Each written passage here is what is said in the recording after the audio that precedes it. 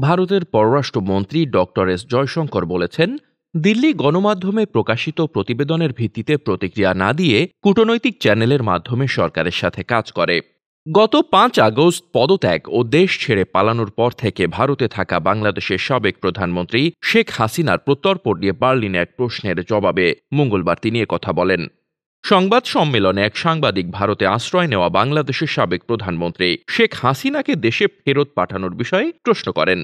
বলেন, বাংলাদেশের কর্তৃপক্ষ বলছে তারা সাবেক প্রধানমন্ত্রী শেখ হাসিনার প্রত্যর্পণ চাইবে। ভারত কি এমন অনুরোধ বিবেচনা করবে?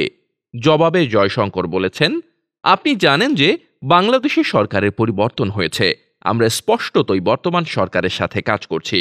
তবে আমরা আমাদের কাজ কূটনৈতিক চ্যানেলের মাধ্যমে করি, গণমাধ্যমে প্রকাশিত প্রতিবেদনের ভিত্তিতে নয়। বাংলাদেশের অন্তর্বর্তী সরকারের উপদেষ্টারা গণমাধ্যমে হাসিনার সম্ভাব্য প্রত্যর্পণের বিষয়ে আলোচনা করছেন, কেননা হাসিনার বিরুদ্ধে ইতোমধ্যেই ১০০টির বেশি হত্যা মামলা করা হয়েছে।